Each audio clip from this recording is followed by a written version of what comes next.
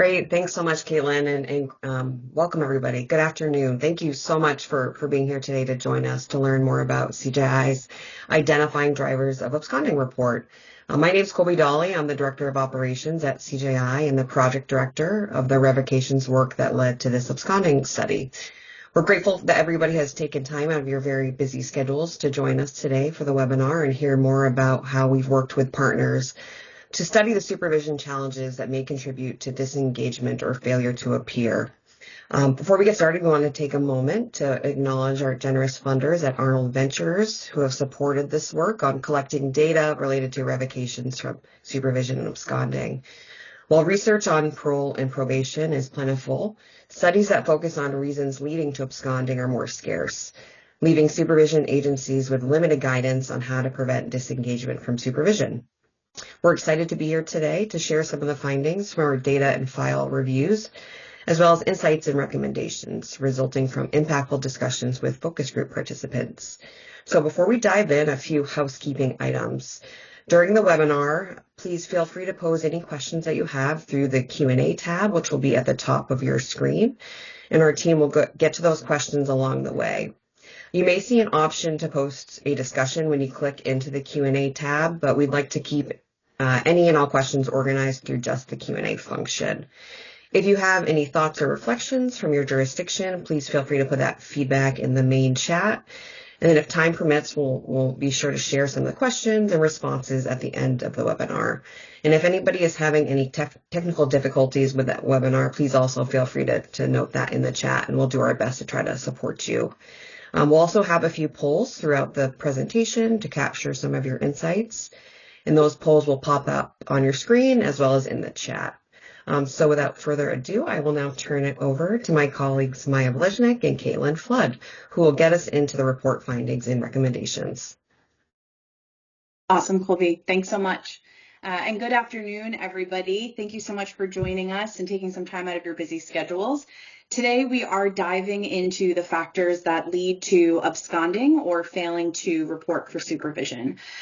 Supervision agencies and courts have different terms to reference this behavior, and we know that reports of absconding often imply volitional choices by people on supervision, but as is typically the case with human behavior and interpersonal dynamics, our study shows and supports the idea that there are more nuanced factors going on behind a report of absconding. So we're excited to share some of our work towards answering some of those open questions around what circumstances contribute to this behavior and why people fail to report. Before we dive into the content, I'll briefly introduce the Crime and Justice Institute and the work that we do. CJI is a Boston-based nonprofit organization that has staff all around the country. We're a team of experts who provide nonpartisan consulting, policy analysis, and research services to improve public safety in communities throughout the country. We see our expertise as bridging the gap between research and practice on the ground, really with the goal of helping jurisdictions adopt transformative improvement to their adult and youth justice systems. Our projects span the entirety of the system from policing to court processing, incarceration, community supervision, and reentry. Specifically today, we'll highlight and hopefully bridge the gap in research around absconding and what this means for your day-to-day supervision work. So we'll start by introducing ourselves. My name is Caitlin Flood. I'm a manager of our post-conviction and reentry portfolio, and I am joined by Dr. Maya Blaznik, our senior and data and policy specialist. We are also joined by several of our incredible team members, including Valerie Mead, Kobe Dolly, Amanda Kasha, and Andy Tisdale, just some of the many people who supported this project. And we are all part of a bigger CJI team that has been working to facilitate an analysis around revocations from community supervision across 4 different states and the variables driving those revocations, one of which was absconding behavior. So as a very brief overview of what we have lined up for today, we'll first share a quick summary of the revocations analysis that CJI facilitated 4 years ago that highlighted the need to learn more about drivers of absconding. We'll then share some of the quantitative and qualitative findings from the absconding study and how we obtained this information for jurisdictions that might be interested in replicating this work. And then lastly, we'll share key takeaways and areas of opportunity for agencies that are looking to implement some of these recommendations. So for some context, we're going to start with the revocations work that prompted our absconding work and this ultimate report. As we know, a goal of community supervision is helping people readjust to being in the community while reporting to supervision officers. Unfortunately, we also know that far too many people are revoked from community supervision and returned to prison, and CGI set out to learn more about why the data reflected high revocation rates. We worked with Colorado, Mississippi, Florida, and Montana to get a sense of trends across both small and large jurisdictions in different political environments and with different resources. This analysis focused on a few different research questions. The first looked at trends in revocations. So who is being revoked on community supervision and for what? We next looked at supervision conditions. How are conditions set, monitored, and modified? We looked at responses to violations. So what tools are available to help supervision officers respond to violations outside of merely revoking people? We also looked at alignment with best practices. So to what extent do policies in each state align with evidence-based practices related to case management or graduated responses or providing incentives? We looked at community programming and resource availability. So what types of programming and resources are available to address the supervised population's criminogenic needs and responsivity factors? We lastly looked at stakeholder attitudes, values, and beliefs regarding community supervision and the use of evidence-based practices to reduce recidivism. This analysis covered 4 different states, and while each state varied in specific findings, there were major trends connected to revocation rates across different populations.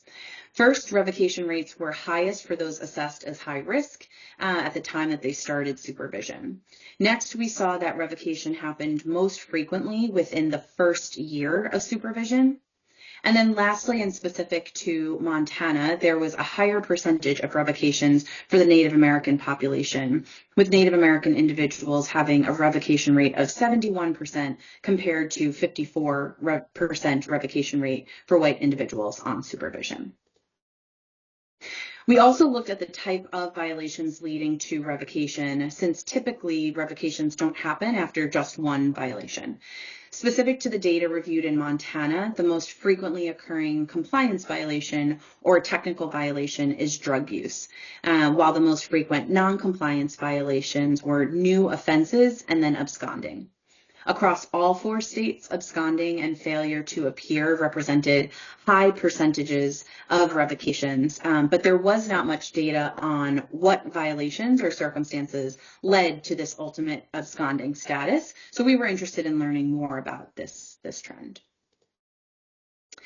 In addition to our findings, CGI identified 5 main categories of recommendations for our partner supervision agencies to consider to safely decrease revocations.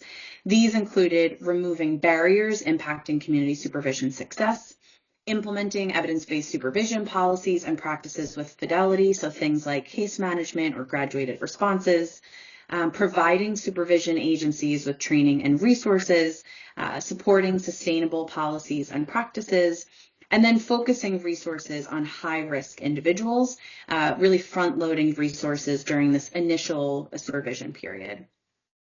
The recommendation around focusing resources on high-risk individuals particularly stood out to supervision agencies because it gave some guidance on who to focus on when this initial period of supervision and for what behavior. So specifically focusing on those most at risk of absconding early in the supervision period.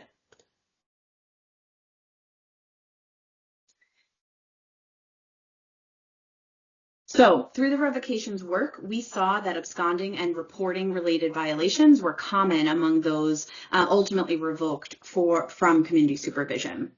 Many jurisdictions, however, didn't have clear definitions of what absconding entails, or they weren't tracking it thoroughly in their data, which really limited CJI's ability to delve into the findings in more detail. Absconding-related recommendations appeared across all of our state reports, including recommendations to study absconding behavior in more depth, to reduce barriers to reporting, to make absconding and reporting related violations less common, and to improve definitions of absconding, both in statute and supervision agency policy, to hopefully enable better tracking and data collection. As a result, the next phase of our project, for which CJI received funding from Arnold Ventures, included 3 different aspects. The first being dissemination of our findings from the first replication phase. The second being implementation of our recommendations at these supervision agencies. And then lastly, and most relevant to today's presentation, a closer look at absconding behavior in these jurisdictions. The work involved many of the same aspects of our prior project, so both quantitative analysis of supervision outcomes, a case file review doing a deep dive into supervision officer notes, statute and policy review, and conversations with stakeholders. Additionally, and probably the piece that we are most excited about, we conducted focus groups and interviews with individuals who are currently on or who have previously been on community supervision to discuss their experiences while on supervision and any challenges that they faced completing supervision successfully, as well as more specific barriers to reporting that might have led to absconding. This enabled us to speak to specific circumstances around why individuals actually abscond, rather than just the correlates or causal links that we see in the quantitative analysis. So I'm going to be handing this over to Maya, who is the real genius behind this work, and then we'll come back later when we get to some of the recommendations. But as we are switching this over, we'd love to hear from you all in just a word or two through a word cloud poll that Andy will generously launch in a moment about what you think some of the major causes are of absconding or what might prevent people from reporting. So we'll give that a moment while Maya takes over the slides.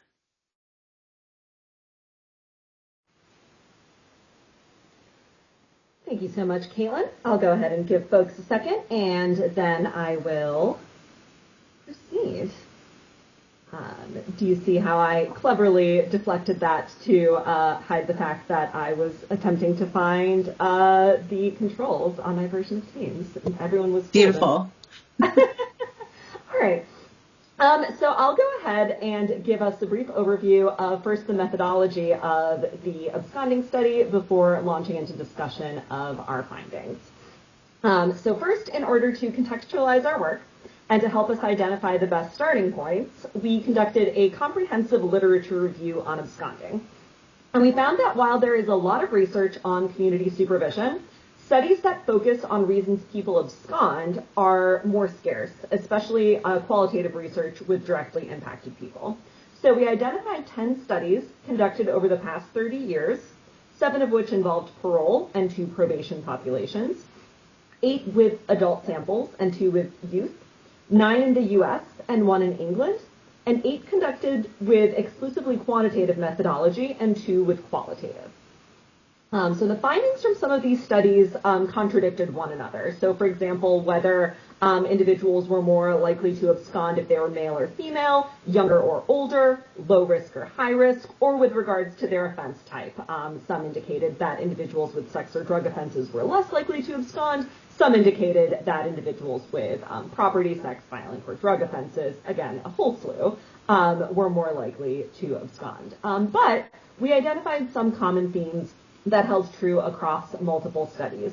So individuals who are unmarried, unemployed, or have lower education levels were consistently more likely to abscond.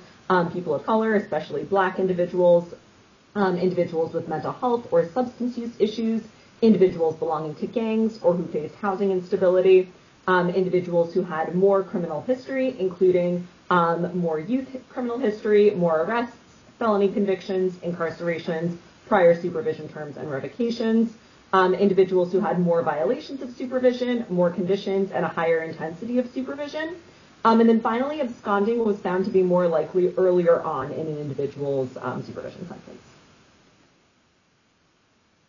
So when diving into our own work, CJI initially extended invitations to each of the 5 agencies involved in the original revocations work, but ultimately we worked primarily with the Montana Department of Corrections to collect quantitative data on absconding. So we collected a random sample of community supervision case files from individuals who terminated supervision in fiscal year 2022. At the time we collected our data, that was our last full year available. And we used data from Montana's case management system called OMIS.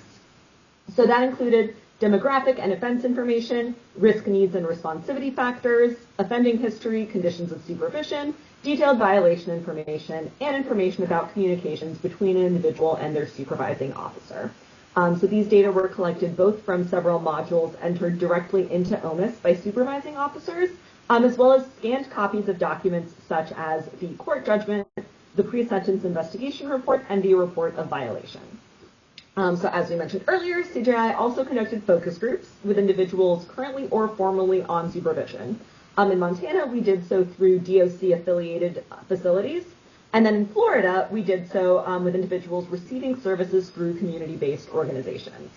So we conducted 5 focus groups in Montana with individuals from 4 facilities. 2 were in person at the same facility, and 3 were conducted remotely.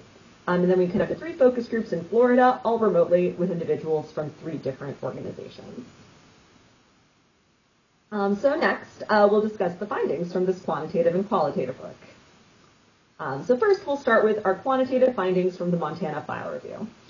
So for our sample, we had initially set out to include roughly equal numbers of those who successfully completed, those who absconded, and those who were revoked for reasons other than absconding. So this is disproportionate to the actual ratio of successful to unsuccessful terminations in Montana, but it ensured that we would have groups of similar size to compare. We were concerned that a true random sample would risk not including enough absconders, meaning we could not speak to trends in that population. And it was also important to us to ensure that we were looking at absconders and other types of revocations separately, so as to not accidentally say this is a trend among absconders when it's actually a trend for everyone who was revoked. So our final sample comprised 322 individuals, 97 who successfully completed, 100 who were revoked, and 125 who absconded. So other than that misrepresentation of termination types, our sample was largely representative of overall fiscal year 2022 terminations. The exception is that our group, our sample, had a higher proportion of people with prior prison and supervision terms, as well as higher risk levels. So again, that's likely a consequence of us oversampling individuals who were revoked. So those individuals tend to have more criminal history and higher risk levels to begin with. So first, among our findings, we'll start with trends in demographics, criminal history, and underlying offenses. So that's the initial reason for their most recent period in DOC custody. So a little summary of what we found with regards to demographics and criminal history. A higher number of women absconded than were revoked for reasons other than absconding, but the highest proportion successfully completed. We found the highest proportion of Native American individuals among absconders, and the lowest proportion of individuals 45 and older. Most criminal history variables ended up not having much of a difference by termination type, but we did see that the highest proportion of absconders had any juvenile criminal history. And then finally, a higher proportion of absconders had at least one prior post-incarceration supervision period. So in Montana, that's parole and conditional release as opposed to probation. So we also looked at the number of underlying charges that led to individuals' first contact with DOC, and we found that individuals who absconded had the highest number of total underlying offenses, as well as the highest proportion of felonies and the lowest proportion of misdemeanor charges. So of those offenses, the most common for all 3 groups was criminal possession of dangerous drugs. DUI and theft were more common among individuals who successfully completed, and burglary was more common among individuals revoked for reasons other than absconding. Absconders had the highest proportion of partner or family member assault and assault with a weapon than the other 2 groups. Next, we took a look at whether individuals owed restitution, and if so, what amount. We saw that more absconders owed any amount of restitution, more than twice as many as those who successfully completed. And the amount they owed was more variable than other groups. So they had the lowest median amount of restitution owed, but the highest mean amount. So that indicates that we have some outliers that are dragging up that average. So that's a small proportion of absconders with a very high amount of restitution owed, more so than the other two groups. So next, we used individuals' pre-sentence investigation reports and risk assessment to determine their risk needs and responsivity factors. So before we dive into more detail on those, we're sharing a poll to see what you all think is the risk needs and responsivity factor most correlated with absconding. So we'll find out in a few minutes what our findings showed on that front. So first, taking a look at risk level. These numbers reflect the latest risk assessment taken prior to the end of an individual's supervision period. So risk level at time of termination. At the time these data were collected, Montana used separate risk assessments for men and women. That's the MORA and the WARNA, respectively.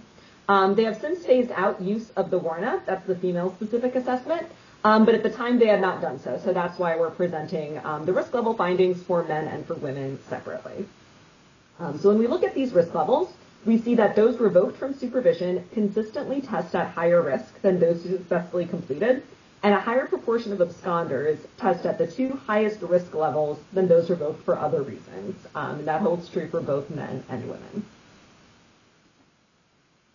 So next we take a look at level of education. And a higher proportion of absconders have less than a high school degree than those who successfully completed or those who are revoked for other reasons, while a higher proportion of successful completions attended college or received a college degree. When looking at whether individuals had a valid driver's license or any form of identification, absconders had the lowest proportion of individuals with a current driver's license and the highest proportion of individuals with no license, nearly twice as many as those who successfully completed. They also had the highest proportion of individuals with just an ID card, meaning a higher proportion of absconders were not able to legally drive. And by comparison, as you can see, the successful completions have the highest proportion with a current license. While we did not find any links between termination type and physical health in the data, we did see that while mental health needs were prevalent among the entire sample, absconders had the highest proportion of individuals with mental health needs identified. And then here we've highlighted several risk factors identified from our prior work in Montana. And we found, as we did previously, that they were all more common among those revoked from supervision than those who successfully completed. And in our current work, we found that they were even more common among absconders. Less than half of the successful completions in our sample were unemployed, compared to 3/4 of revocations and over 80% of absconders. Only 12% of successful completions experienced housing instability, compared to over 1/4 of revocations and over 1/3 of absconders. Substance use needs, too, were more common among those revoked and more frequent among absconders, but those needs were present, as you can see, for nearly everyone in the population, regardless of termination type. So the trend is still holding true there, but the difference is much, much smaller. And then our final set of quantitative findings reflects individuals' time on supervision. So their ordered conditions, their contacts with supervising officers, and finally the violations that led to their revocation. So one of the findings from our previous work in Montana was the excess number of conditions of supervision ordered and the higher number of conditions ordered for individuals who are ultimately revoked from supervision. And we found this to be true again for this sample, with individuals who completed having the lowest median number of conditions and individuals who absconded having the highest, primarily due to a higher median number of statutory conditions.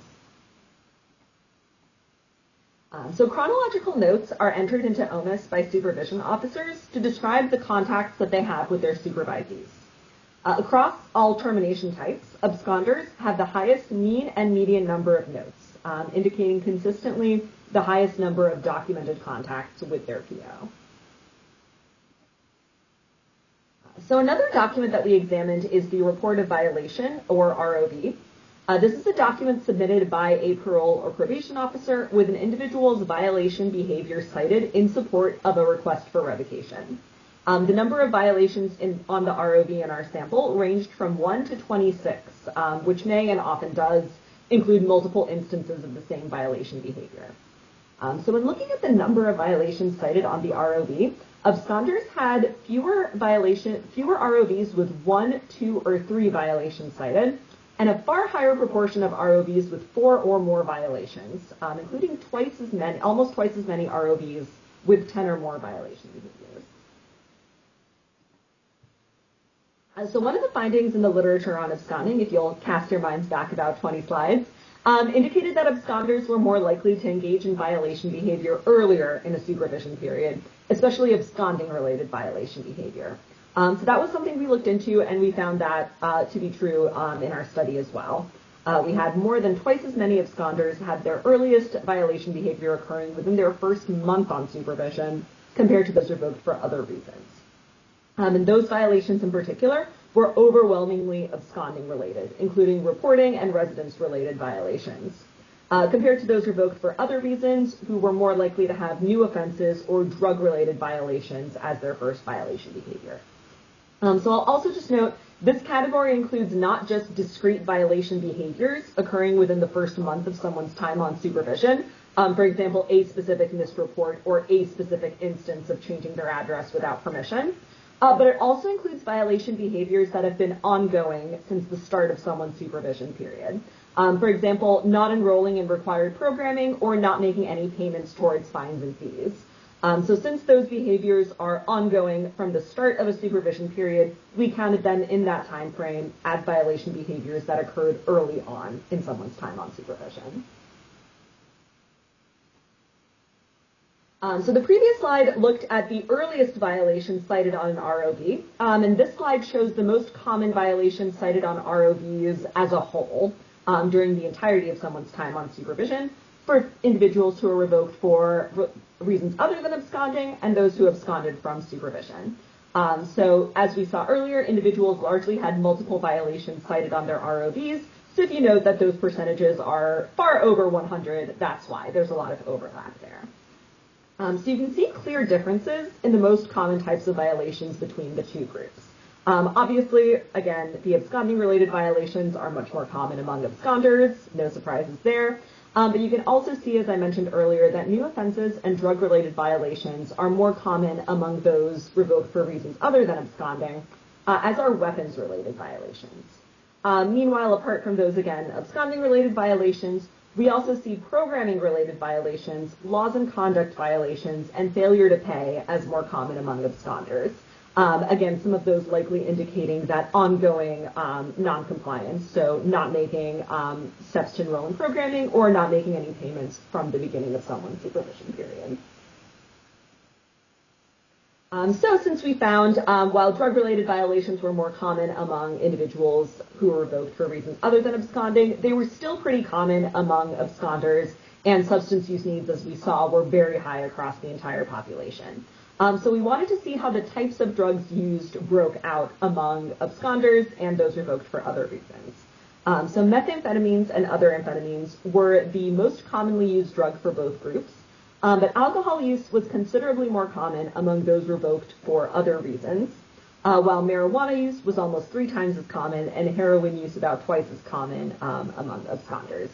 And then opioid use, including fentanyl, was also more common among absconders, but the difference between the two groups, as you can see, is smaller. So finally, we looked at the breakout for new offense violations, for which we had information on offense class available. Whether a new offense is a felony or a misdemeanor is not always noted on an ROV, but where it was, we wanted to see if there was a difference, and there is. As was the case for underlying offenses, so the offense for which an individual was originally sentenced, felony new offense violations were more common among absconders than among those revoked for other reasons. So even though a higher proportion of individuals revoked for other reasons committed new offenses to begin with, we still saw a higher proportion of felonies among the absconders. So that wraps up our quantitative findings. We'll now shift gears to share our qualitative findings from the focus groups. So in the focus groups from Montana, at least one individual from each group had absconded. In some cases, almost everyone in the group had absconded at least once previously. So among those individuals, we found that multiple and often overlapping factors can impact either an individual's decision to stop reporting to supervision or inadvertently being found in violation of absconding-related conditions. So first, again, not shocking given our quantitative findings, we found that substance use had both a direct and an indirect impact on absconding. So substance use disorder and relapse itself could contribute to individuals' inability to commit to sobriety or a desire to live life on their terms rather than the rules being imposed upon them by community supervision.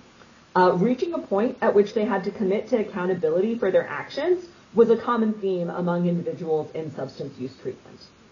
Absconding due to fear of consequences for a positive drug test was also common. Indirect effects of substance use include relapse due to other circumstances, such as difficult life events, social isolation, or loss of housing.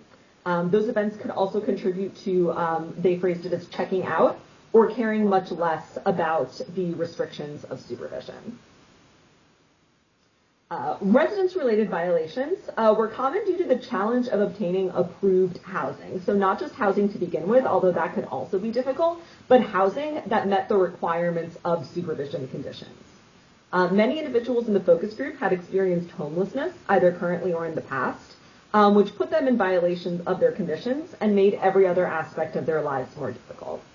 So those requirements of approved housing, such as living with individuals with no justice involvement, being on the lease of a residence, or finding housing that would rent to individuals with felonies, especially violent felonies or sex offenses, were all difficulties that individuals expressed in terms of finding approved housing.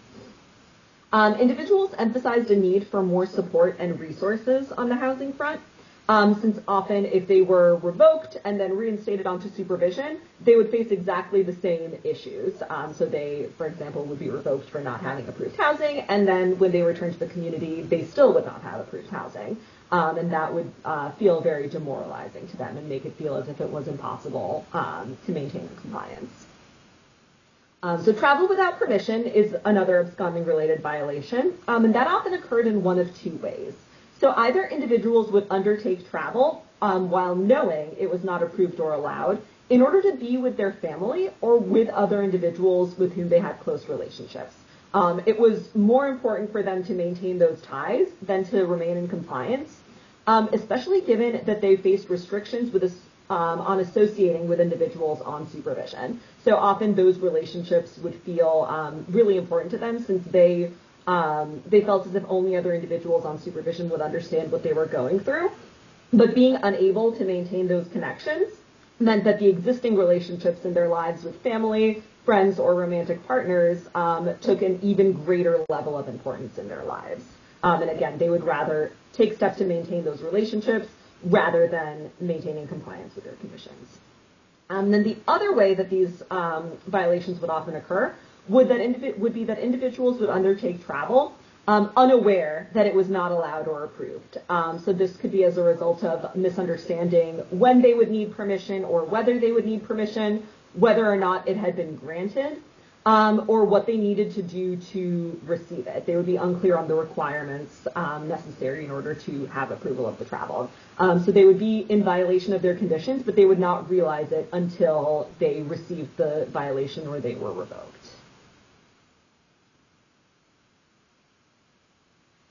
Individuals repeatedly spoke of the difficulty maintaining all of the conditions and requirements of supervision. So again, we saw earlier the high number of conditions was a finding from our previous work in Montana, still remains the case here, and we heard a great deal about that from the individuals in our focus groups. So they felt as if there was no way to maintain compliance, and with all of those requirements, missing even one appointment would feel so demoralizing that they would lose the will to continue regularly reporting. Often individuals felt like the requirements were not just onerous, but unnecessary. They were not tailored towards their actual needs. many individuals who were kind of stuck in that revolving door of revocation, reinstatement, revocation, would have to repeat programming over and over again, or have to restart their requirements from square one without any credit given to previous compliance. So the prospect of complying with lengthy sentences involving excess conditions and repeat programming felt so demoralizing that they would violate early on in their sentence or abscond simply because they felt there was no point trying to maintain compliance. And finally, individuals' relationships with their supervising officers were central to their experience on supervision. We heard this from almost every single person we spoke with. A positive relationship involving trust and a sense that individuals could be honest without fear of revocation for minor mistakes was immensely beneficial. Building that rapport or having a regular line of communication could help individuals avoid violation and seek help for the problems they were facing. On the other hand, a lack of trust could lead to absconding. Individuals feeling as if their POs would violate them for mistakes rather than offer help or support would abscond rather than reporting, or would avoid asking for help until their problems became insurmountable, at which point they would abscond. We also saw that a total lack of relationship with POs could also be problematic.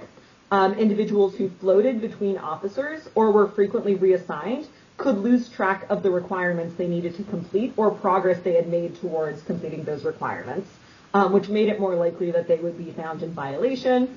For example, with the travel I mentioned earlier, lengthy delays in travel approval could result in just undertaking the travel without having a sense of whether it was actually approved, whether it needed to be approved, or just it taking so long that they would have to undertake it anyway. So considerably fewer individuals in the focus group from Florida had absconded, but everyone who did reported substance use disorder either overlapping with or directly leading to the absconding behavior. We had one individual who spoke of making dumb choices, their words, not mine, by not wanting to report, as well as providing consistent positive drug tests. One spoke of going to jail after a violation, then getting back out on probation, continuing not to report due to substance use, and then subsequently repeating the cycle of revocation, reinstatement, and relapse. The third individual, and I'll talk about them a little bit more later, they were in a program where they broke the rules, used drugs, and left program housing before coming back and admitting to their supervising officer what they had done.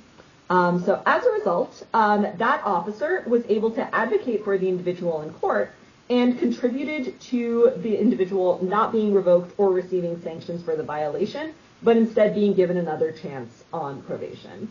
So that leads us back into the theme from the Montana focus groups of the relationship with the supervising officer being essential to experiences on supervision.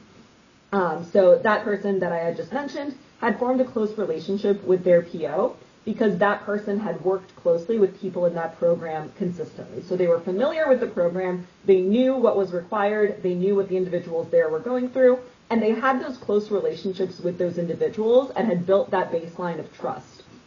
So because of that, this person felt comfortable coming back and admitting to their mistakes, and that led them to avoid revocation. So again, absolutely essential to experiences on supervision, and a different situation could have led to much more serious consequences. So we had some individuals in the group who spoke about having more difficult relationships due to perceiving a lack of empathy, trust, and transparency, which made it difficult to build a rapport with their supervising officers. Several individuals also felt that officers didn't provide enough time for their meetings, which didn't give them enough time to get to know one another and to build that relationship, which made it difficult to speak about barriers or difficulties they were facing and to get the appropriate resources to help. So in addition to discussing the circumstances that led individuals who had absconded to abscond, people in the focus groups also discussed other barriers to success on supervision they had faced, maybe ones that did not lead directly to absconding, but other barriers more generally, other difficulties that they had faced. So we'll dive into discussing those in just a second, but we're curious to see what barriers you all think would have come up in those conversations. So in one word or several, let us know in that poll what other barriers you think exist that prevent individuals from successfully completing supervision. I'm going to take a drink of water as you do so, and then we'll dive into what the focus groups actually shared.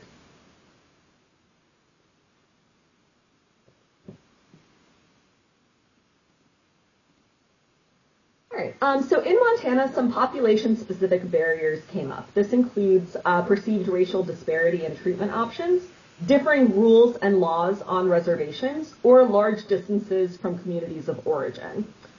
We also heard about fewer opportunities for treatment and fewer resources for women. Women felt as if men were moved through the system more quickly, especially into required programming and treatment.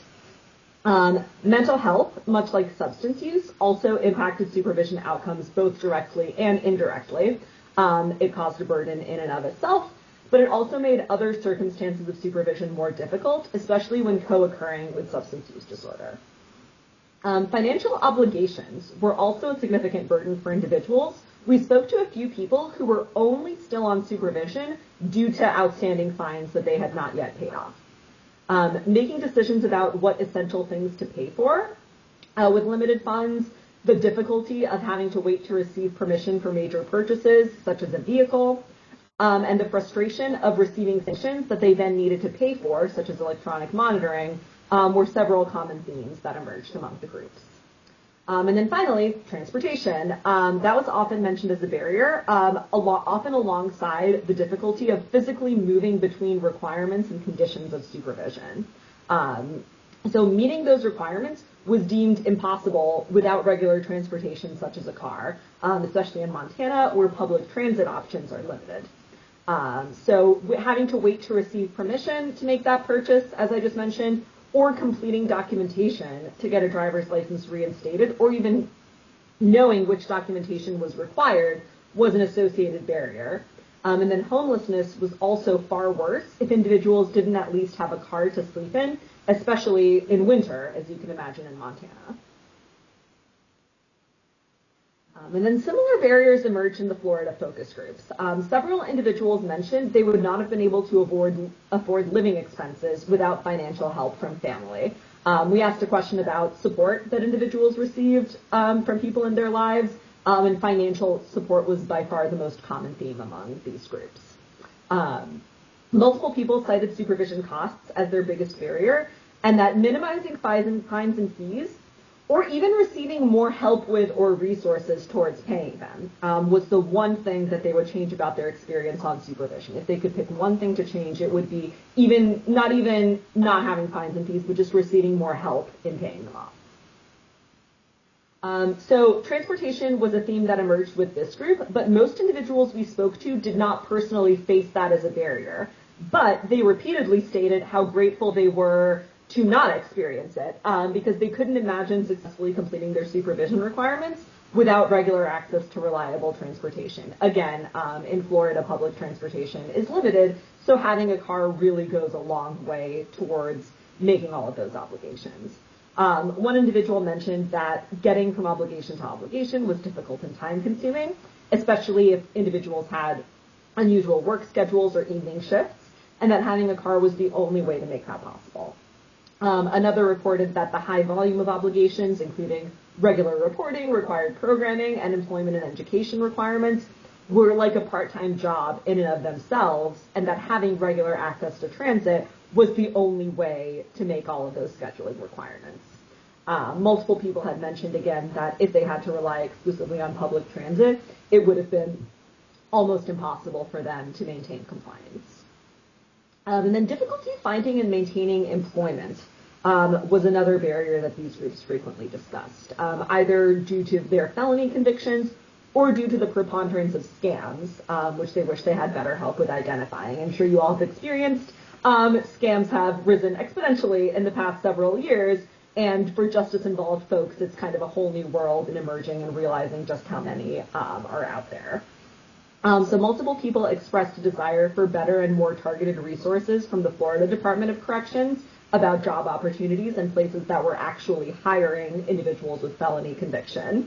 They also wanted more resources on places they could apply if they faced physical limitations on the kind of work they could do, either due to, again, like physical limitations in terms of health, or if they had a limited amount of time that they were able to be out and about.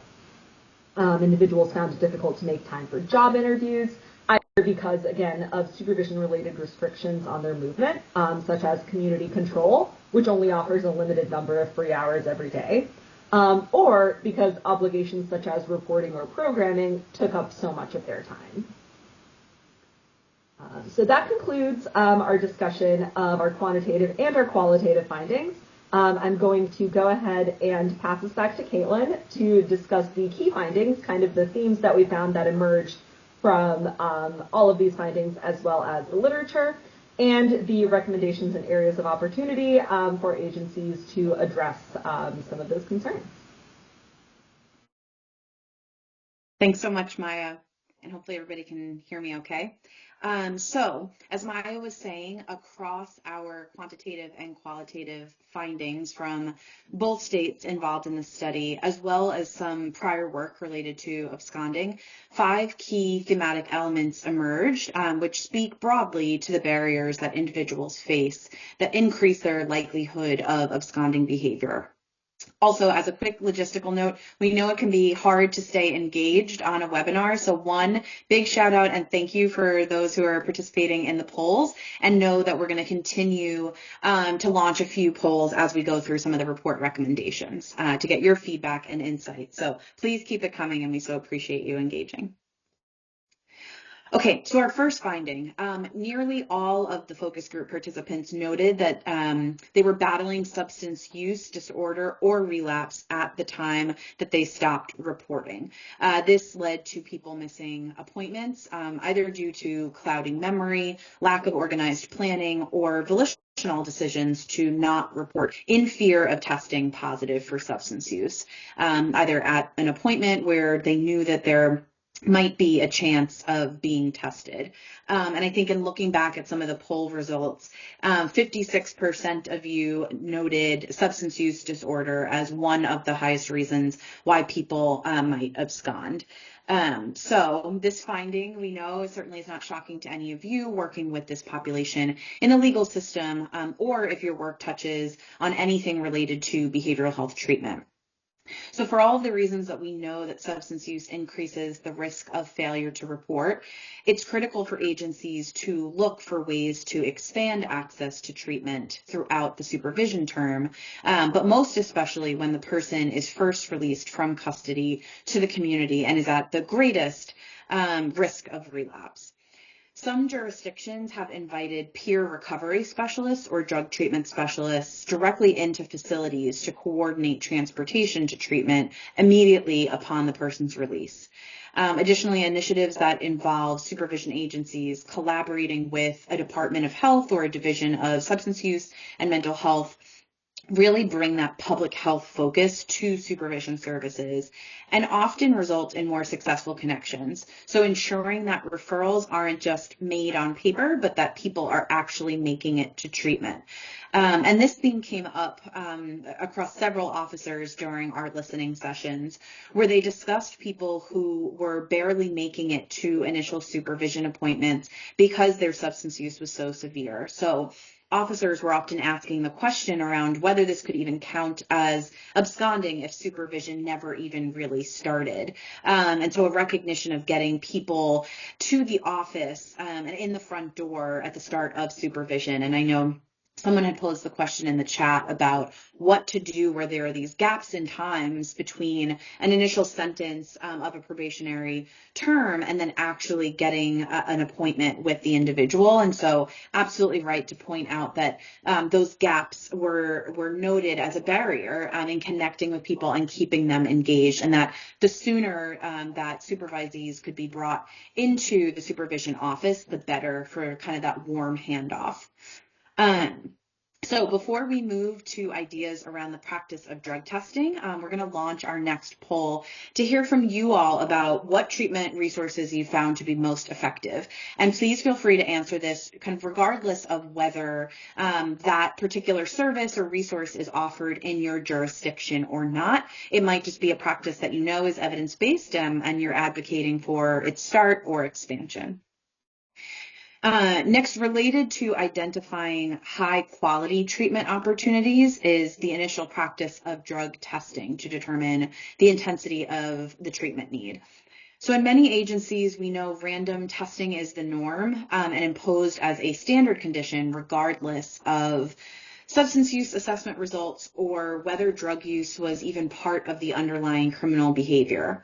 Instead, research suggests that the most efficient use of resources involves only requiring routine, regular drug testing for individuals with substance-related offenses or those who were initially screened as needing substance use treatment support.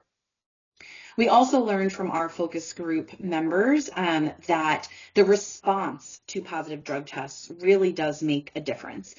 Treating positive drug tests as opportunities for intervention and identification of individuals who need treatment resources rather than positive drug tests serving as grounds for violations really can produce better outcomes and build more trust among individuals on supervision, encouraging more honesty and discouraging choices to not report in fear of testing positive. Overall, participants acknowledged that substance use interrupts good decision-making processes that allow people to get to their appointments and also serves as a reason that people might actively choose to avoid their supervision appointments instead of seeing their supervision appointments with their officers as an opportunity for additional treatment support. I also did see a hand up, and I want to make sure we'll do our very best to leave some time at the end just so that we can get to everybody's questions. But please feel free to mark your question either in the chat or in the Q&A.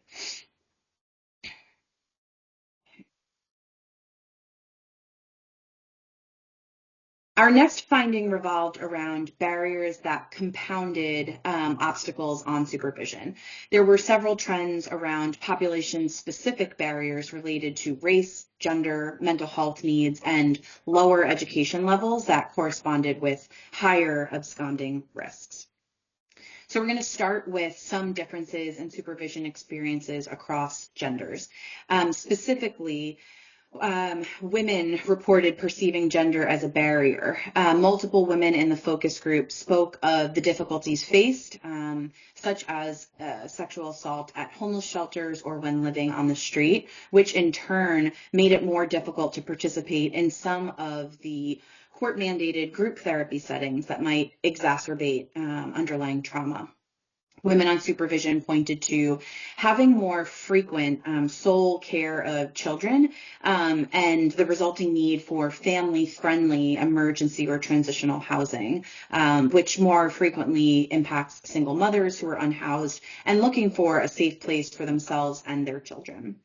So here, the recommendation is to identify and provide more resources specific to women's needs, including more access to targeted treatment and programming opportunities, housing, and childcare, especially with growing female populations in some justice systems.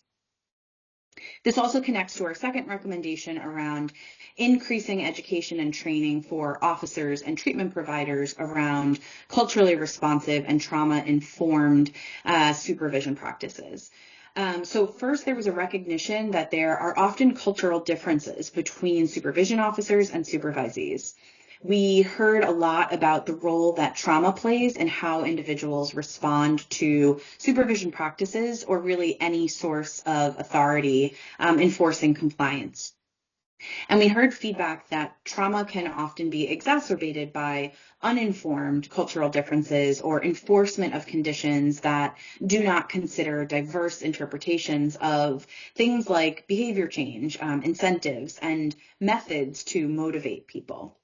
For example, many Native American and Alaska Native cultures view individuals' struggles with sobriety or mental health as problems afflicting that individual's broader community, which should be addressed by both the individual and community healing, as opposed to solely addressing just the individual. So culturally responsive interventions for Native people therefore tend to involve family members or community members in the individual's healing process, and therefore might look a little bit different than typical treatment tracks. Several of the officers that we had conversations with in our listening sessions acknowledged the connection between building trust and rapport around cultural differences or trauma, and then increased transparency about challenges that individuals are facing. So we're going to launch our next poll because we'd love to hear a little bit more about whether your jurisdiction offers any training or resources on culturally responsive or trauma-informed supervision practices, either or both.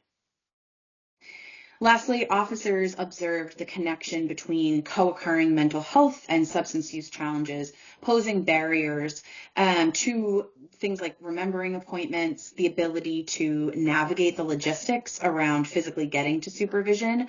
So as Maya has mentioned, setting up a transportation plan, childcare, and time management. And then also properly communicating with officers where relapse or other setbacks have occurred, all of which contributed to failures to report. So here the recommendation is that agencies should look to provide additional resources to address behavioral health, including recognition of ways in which these issues around mental health and substance use exacerbate other areas. And you all have kind of flagged this in looking at some of the previous word cloud responses, all of the ways in which co-occurring challenges are exacerbating other barriers. Speaking of additional barriers, a major obstacle in the absconding space that we learned about is previous justice involvement and that lasting mark that it leaves on people. Often individuals with prior revocations in their history had to serve the remainder of their lengthy supervision terms in custody once revoked.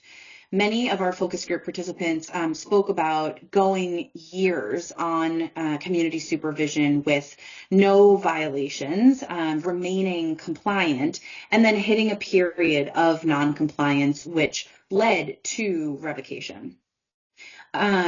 This kind of led to a sense of giving up on completing supervision sentences that were lengthy, and to some extent that violations almost felt inevitable. This kind of furthered what was perceived as a revolving door of supervision terms, then being revoked, and then sometimes absconding on a new supervision term to avoid this cycle. So what to do here? We know that the length of supervision terms can be overwhelming compared to what the individual might need to change behavior and build necessary skills, right? Which we know is the purpose of supervision. Research suggests that best practice aligns the duration of supervision terms with the number of years necessary for real sustainable behavior change. And while that individual behavior progression will vary based on the individual, states have started to improve very lengthy supervision terms by putting caps on lengthy probation sentences proportionate to offense severity, or requiring reviews over the course of supervision terms to check on progress that individuals are making on their supervision condition mandates. So this allows for somewhat of a second look for people who have demonstrated behavior change and may no longer need to be on supervision. During our focus groups, we also learned that fear of repercussions from violations of supervision or lack of clarity around repercussions often motivates absconding behavior. And I was chuckling as some of the responses were coming in because, you know, we had kind of referred to this in the focus groups as fear of the unknown. And we had in the first word cloud, about 21 people talk about fear, right? We had fear of the outcome, fear of incarceration. So this is certainly a theme that you all have seen in your work and something that we heard time and time again as a motivator, a driver of absconding. So to respond to this, the presence of a graduated response matrix that clearly outlines escalating responses to violations, as well as officer transparency about what the response to specific violations will be.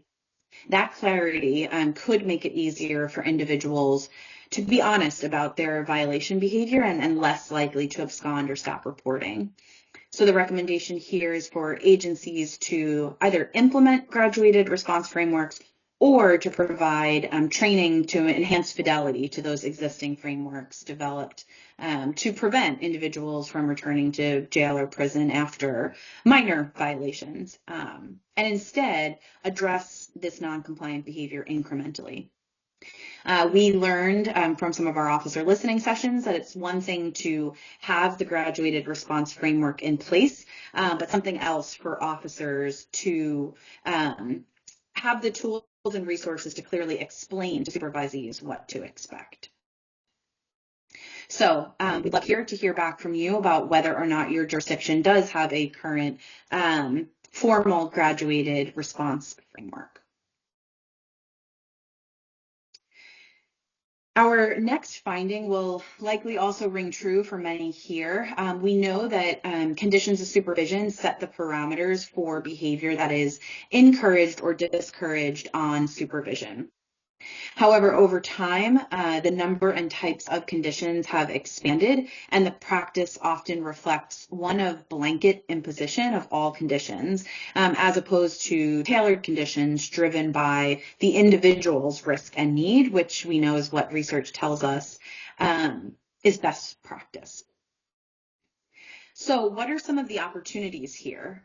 We saw in our revocation study that the more conditions imposed, the higher the chances of a violation. So where conditions are not critical to that individual's rehabilitation or public safety, conditions should be streamlined, which can decrease the burden and increase the likelihood of compliance. Therefore, agencies should work with their local decision makers, including courts and parole boards, to ensure that individuals are required to follow the conditions of supervision essential to maintaining public safety, but that these conditions are specifically targeted to risk, need, and responsivity factors of the individual. And we know that while changes to the condition setting process take the engagement of stakeholders outside of the supervision agency, certainly the incentive exists for all of these parties to streamline conditions to those that are most necessary and effective, which can reduce the risk of absconding. And did just want to give a quick shout out and a state example in case any of our Montana friends are online today. Montana is a great example of a jurisdiction whose Department of Corrections put together a conditions work group with representatives from judges, prosecutors, defense attorneys, supervision officers, and folks who have gone through supervision to identify areas to streamline condition setting and condition modification practices. And this has resulted in real tangible changes to their list of conditions and some of their other condition modification policies. So just wanted to shout out our Montana friends. Another major theme coming up from the focus group was the importance of having certain documentation in place, even to be able to meet certain supervision condition mandates. State identification is often mandatory for housing and employment, two pretty universal requirements expected during supervision. However, individuals on supervision shared that the administrative processes to secure this needed documentation was arduous and confusing and often had lots of delays involved. Some supervision agencies have responded to this administrative delay by taking some steps to streamline requirements for essential documentation and ensure that the relevant steps are clear and easily accessible. We also learned that some supervision agencies have created a specific contact at their local Department of Motor Vehicles to set up appointments and have an assigned point person at the supervision office who becomes kind of an expert in the steps around restoring a suspended license, different eligibility criteria, where there may be an underlying driving offense.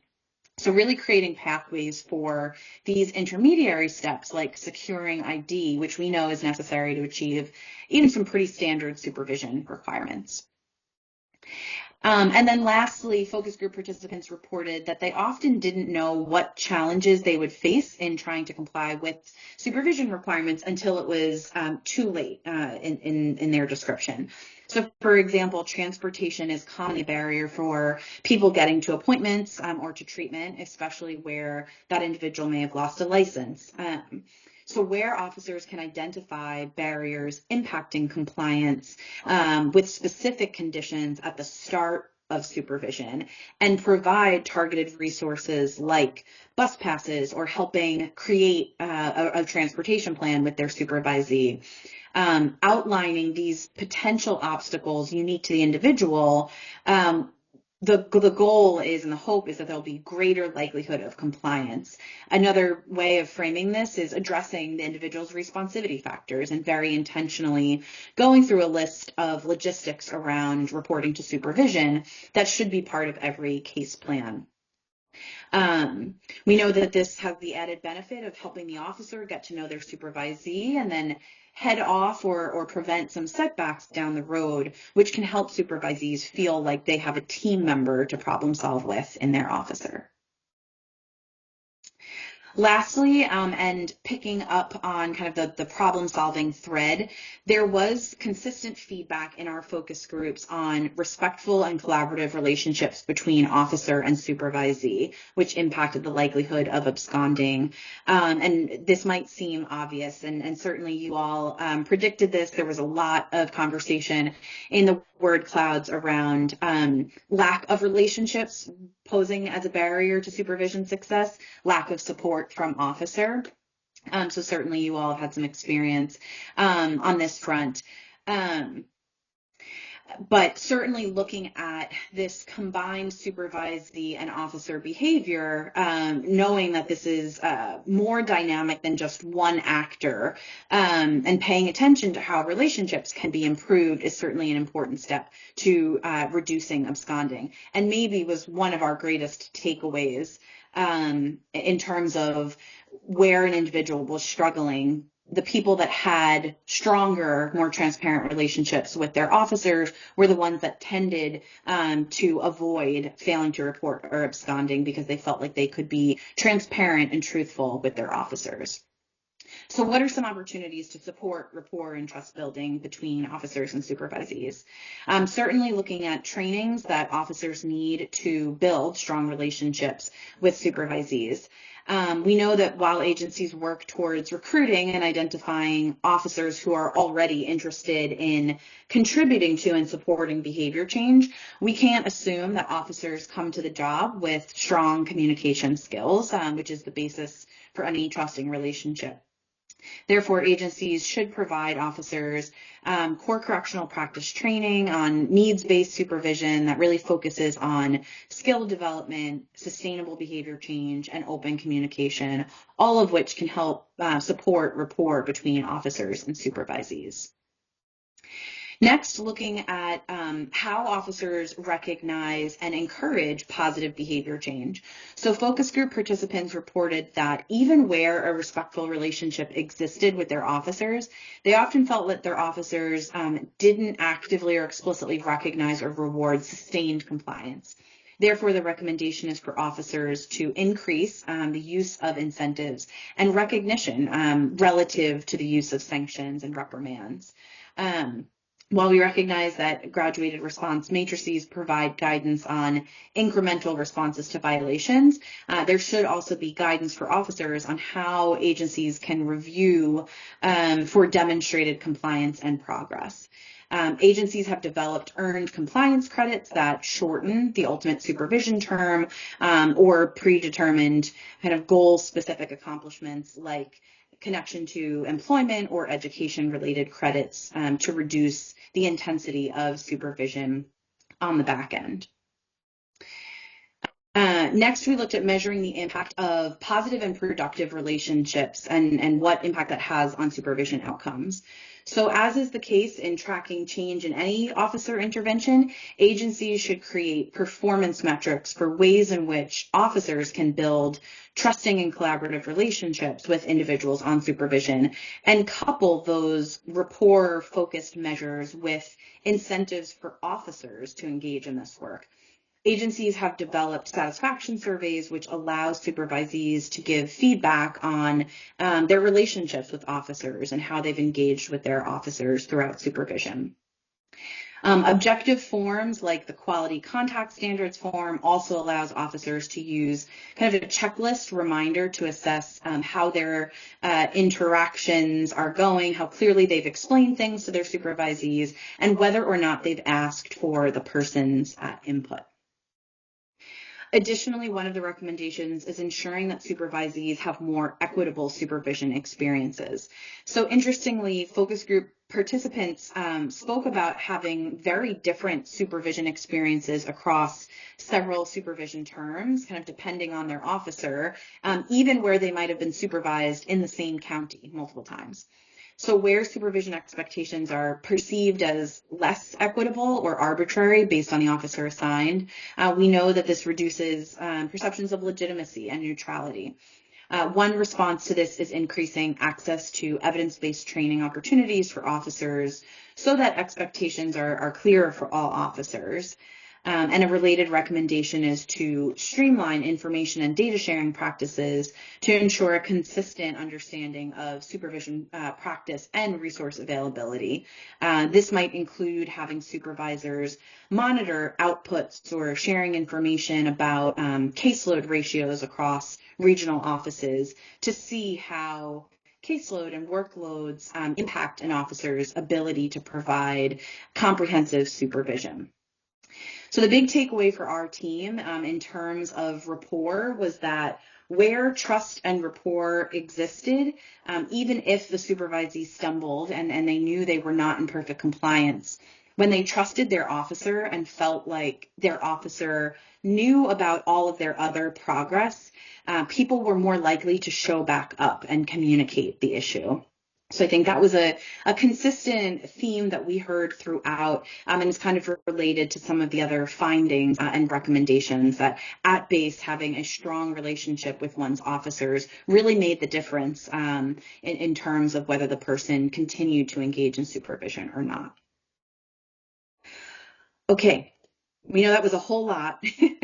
I want to make sure, and let me move this to the other screen so we can see any questions that have come in through the chat. So give us just a second as we're looking back at the Q&A. And certainly, and I'm going to encourage Colby, Val, Andy, Amanda, Maya, if there are any questions that are in the chat that we wanted to address. There is a way, like if there were any burning questions that you didn't want to put in the chat, if you raise your hand, I should be able to unmute individuals. But would love to just leave a few moments to see if there's any questions, comments, things that were surprising that you predicted would come out of this study. So we'll give everybody a few minutes.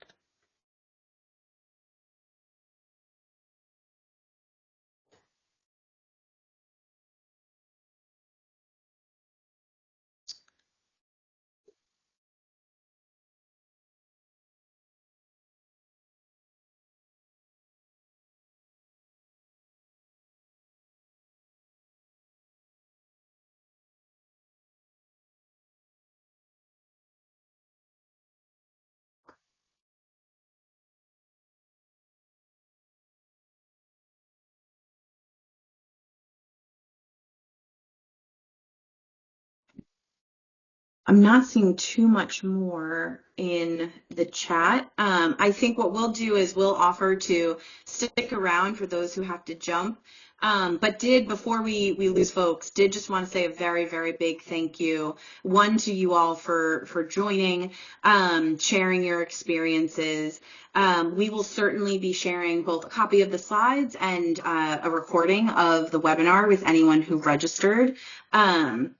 So thank you again for taking the time out of your very busy schedules. We hope that this information was helpful. We certainly learned a ton from engaging in this study and really just wanted to say how grateful we are, one, to the focus group participants who shared their insights and experiences, to the corresponding supervision agencies, who engaged in this study with us. And then again, just wanted to give a really big shout to the CJI team for working so hard and putting this study together. So thank you, everybody.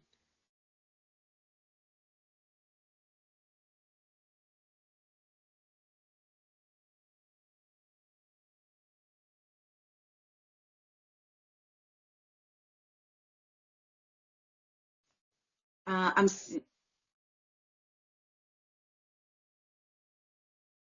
okay.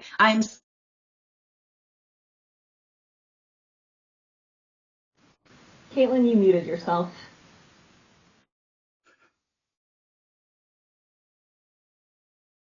Okay. I think I'm there.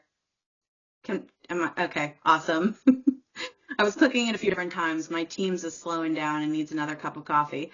I'm seeing Mr. Newman's question in the chat, so I'm going to read the question out loud for those who are still with us, and then we'll try to answer that for you, Mr. Newman. With respect to supervision of female offenders, have you seen a conflict between certain parole restrictions or requirements and absconding? For example, requiring completion of specific programs that do not allow contact between offender and children increases likelihood of flight.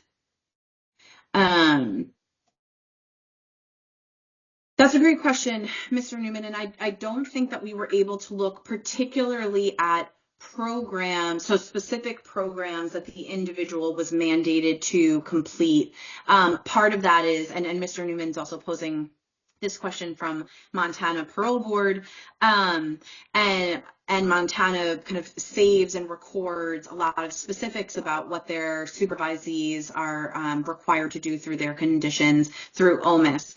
I don't think that our quantitative data looked at particular programs. I think anecdotally, we certainly did hear from females in our focus groups that where there were limitations on who the individual on supervision could socialize with, whether that be family members, friends, community members who were also on community supervision, that led to, so in Montana, it's called like the no association condition, and that led to a great deal of challenge, especially where individuals had in their immediate family or in their community of support several people that had justice involvement.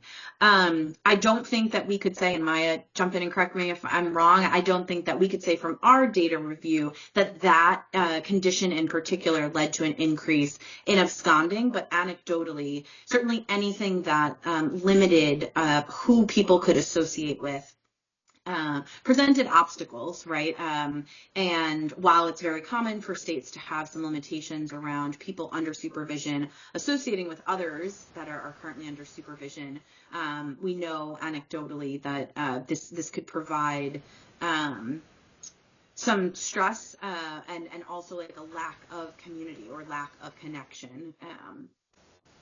Yeah, the things we heard most often from the women who had absconded, specifically with regards to requirements, broadly speaking, were more often with regards to residence or with regards to conditions in general. So in terms of the residence, homelessness was stated repeatedly to be much more dangerous for women due to either having to also provide childcare. They were most often the primary parents for their children. They had primary custody, or due to the risk of sexual assault. Shelters would sometimes accept both parents, so they would be at risk if they were facing abuse from a partner. They could face that at higher risk at a shelter, so they would have to kind of be out on the streets, which again faced its own level of difficulty. So that was something we heard about a lot. And then with regards to requirements, the child care was one of the biggest ones we heard about. It was difficult for women to find the time to maintain compliance with in terms of things like employment and programming as well as reporting. They would have to bring their child along. There wasn't really any place for them to be. Some of them spoke how difficult it was to face sanctions when reporting in the presence of their child, or that threats of having their child removed from them were used more frequently. So they would abscond rather than facing some of that, again, relating to that relationship with their supervising officer. So those were, again, anecdotally, as Caitlin said, some of the things we've heard more often rather than some of the more specific programming or association-related conditions. I would be very surprised if that was not a problem for anyone in the state. Those are things we can't specifically speak to with the people we talk to.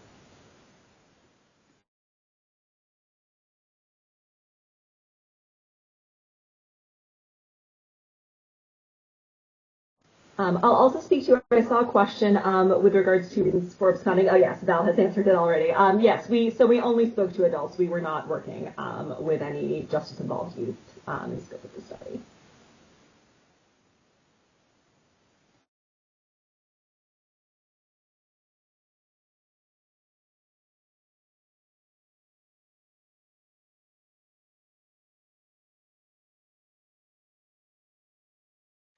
I will encourage, if any questions come to mind, please feel free to respond to the email where we send the recording of the webinar with the slides, and please feel free to follow up with any questions or thoughts that you may have.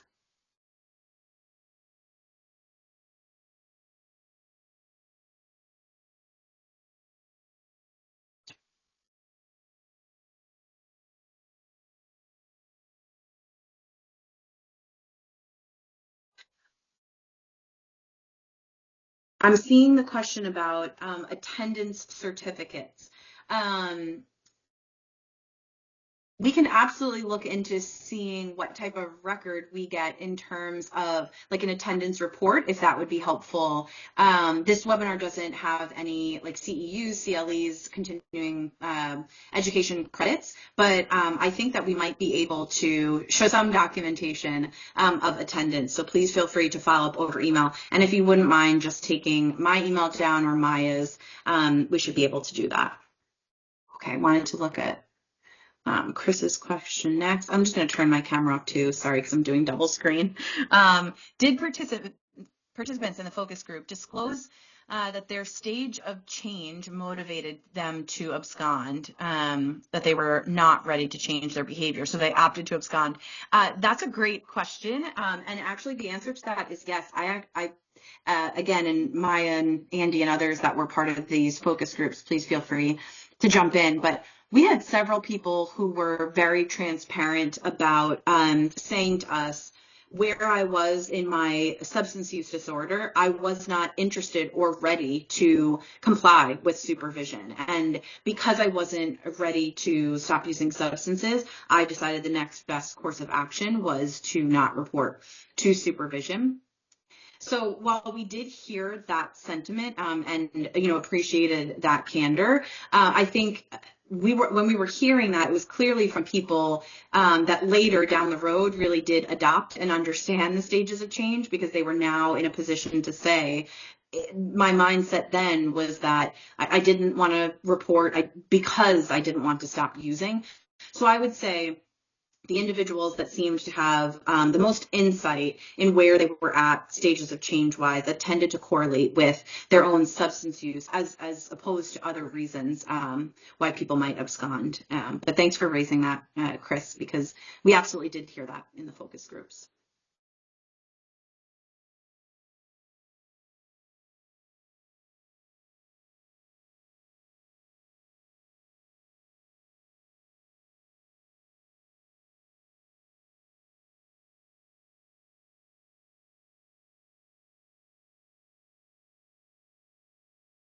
Okay. If that's all we have, we will wish everybody a great rest of the afternoon. Thank you again for your time, your attention, and engagement. And we hope everybody has a great rest of the week.